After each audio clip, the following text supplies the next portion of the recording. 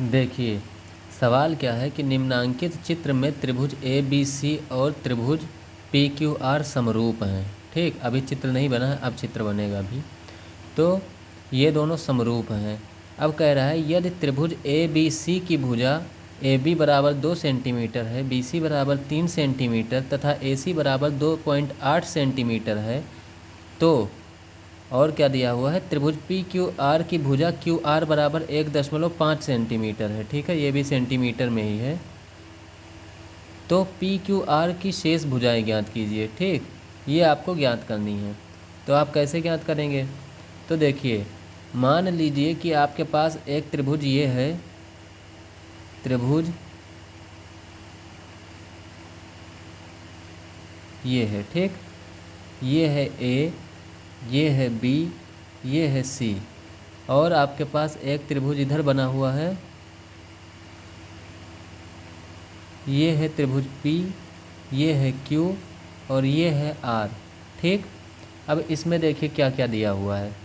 A B बराबर 2 centimetre, तो ये है आपकी ए बी, तो ये हो गया आपका 2 सेंटीमीटर।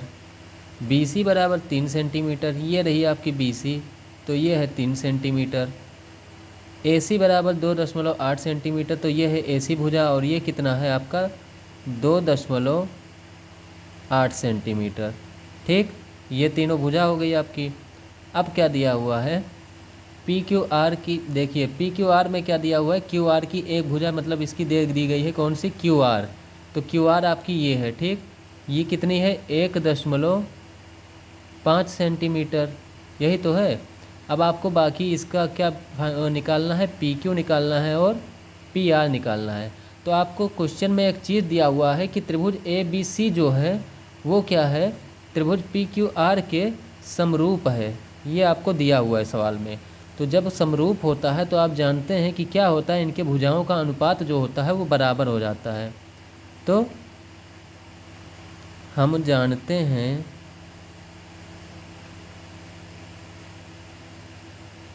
कि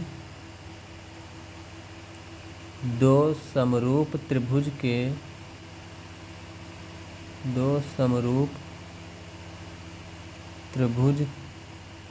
त्रिभुजों की भुजाओं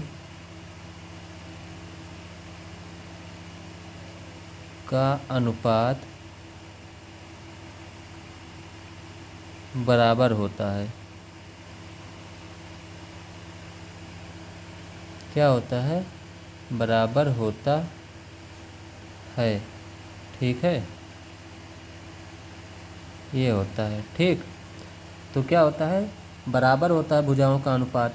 तो ये क्या हो जाएगा, कहने का मतलब क्या है कि जो ये ए बी लिखा है, आप इसको क्या लिखेंगे, ए बी, और दूसरा भुजा क्या है, दूसरे त्रिभुज का पी क्यू, तो ए बी बटा पी क्यू बराबर क्या हो जाएगा, बी सी बटा क्यू आर,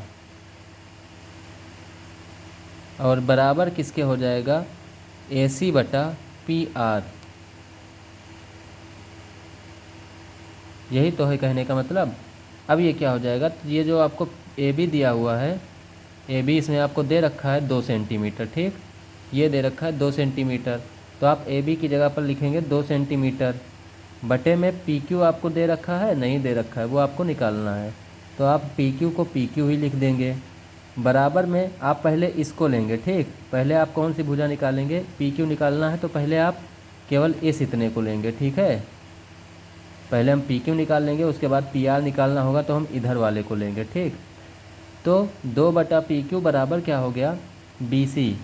बी सी आपको दे रखा है कितना, 3, तो ये हो जाएगा आपका 3, और क्यू आर आपका कितना है, 1.5, तो ये हो जाएगा आपका 1.5। अब इसमें हम क्या करेंगे, तो इसमें हम तिरछा गुणा कर देंगे, तो इसका इससे गुणा हो जाएगा और इसका इससे गुणा हो जाएगा, तो क्या हो जाएगा, 3PQ बराबर में क्या हो जाएगा, इसका इससे कर देंगे तो 3PQ बराबर में क्या हो जाएगा, 1.5 दूना 3, यानी कि 1.5 मल्टीप्लाइड बाई 2 क्या हो जाएगा, 3। तो ये आ जाएगा आपका 3 आ जाएगा। तो PQ कितना आ जाएगा आपका 3, और ये 3 इधर गुणे में है, इधर जब जाएगा तो भाग में हो जाएगा, तो 3/3, और ये कट गया, 1 आ गया। तो पी क्यू आपका कितना आ गया, पी क्यू बराबर 1 सेंटीमीटर आ गया। ठीक, ये आपको पता चल गया कि 1 सेंटीमीटर है। अब आपको क्या निकालना है, पी आर निकालना है। तो पी आर ये है, तो आप क्या करेंगे, अब इतने को लेंगे, दूसरे वाला जो बचा है। ठीक, तो ये क्या है, बी सी बटा क्यू आर बराबर ए सी बटा पी आर। अब इसमें भी हम मान रख देंगे। ठीक, तो बी सी आपको पता है, बी सी आपको पता है कितना है, 3 सेंटीमीटर। तो आप बी सी को लिख देंगे 3, और क्यू आर आपका जो है वो कितना है, तो क्यू आर है 1.5। तो बटा में क्या आ जाएगा, 1.5, बराबर में क्या हो जाएगा, ए सी आपको पता है 2.8 है। तो ए सी की जगह पर आप क्या लिख देंगे, 2.8, और बटा में पी आर। तो पी आर आपको क्या है, पी आर आपको नहीं पता है, और पी आर आपको निकालना है, तो पी आर को आप पी आर ही लिख देंगे। ठीक, अब पी आर का 3 से गुणा होगा, तिरछा गुणा फिर से होगा, तो इसका इससे गुणा हो जाएगा और इसका इससे गुणा।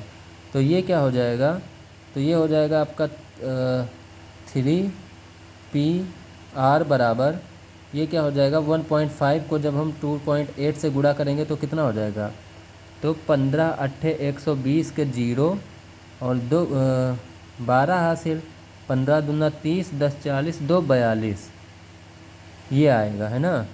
तो ये क्या हो जाएगा, 2 अंक बाद है आपका दशमलव। भाई हमने किसको गुणा किया है, 1.5 को 2.8 से किया है, तो क्या है, 2 अंक बाद यहाँ 8 के बाद है, यहाँ 5 के बाद है, तो 2 अंक बाद दशमलव है, तो हम 2 अंक बाद यहाँ क्या करेंगे, दशमलव लगाएंगे। तो अब कितना आएगा, तो अब आपका आ जाएगा पी आर जो है वो कितना आ जाएगा, हमने गुणा सही किया है ना, 15 अट्ठे 120 के 0, 12 हासिल, 15 दूना 30, 10 40, 2 42, हाँ ठीक है। तो पी आर आपका कितना हो जाएगा, तो 4.2 तो ऐसे ही रहेगा, और ये जो 3 है ये इधर आ जाएगा। ठीक, तो ये कितना हो जाएगा भाई, ये बटे में है। ठीक, तो ये हो जाएगा आपका 3 एकन्नम 3, दशमलव लगा है, दशमलव आपने लगा दिया, और यहाँ पर बचा 1, इधर आ गया 12, 3 चौके 12। ठीक, और 0 वैसे ही लिखा रहेगा। तो पी आर का मान जो आपका है वो कितना आ गया, 1.40, यानी कि उसको आप 1.4 भी लिख सकते हैं, 0 का कोई काम नहीं है। ठीक, तो क्या हो जाएगा आपका 1.4 आपका पी आर का मान आ गया, ये वाला, और पी क्यू का मान आपका आ गया 1 सेंटीमीटर, और यही आपका क्या हो जाएगा, आंसर हो जाएगा। ठीक।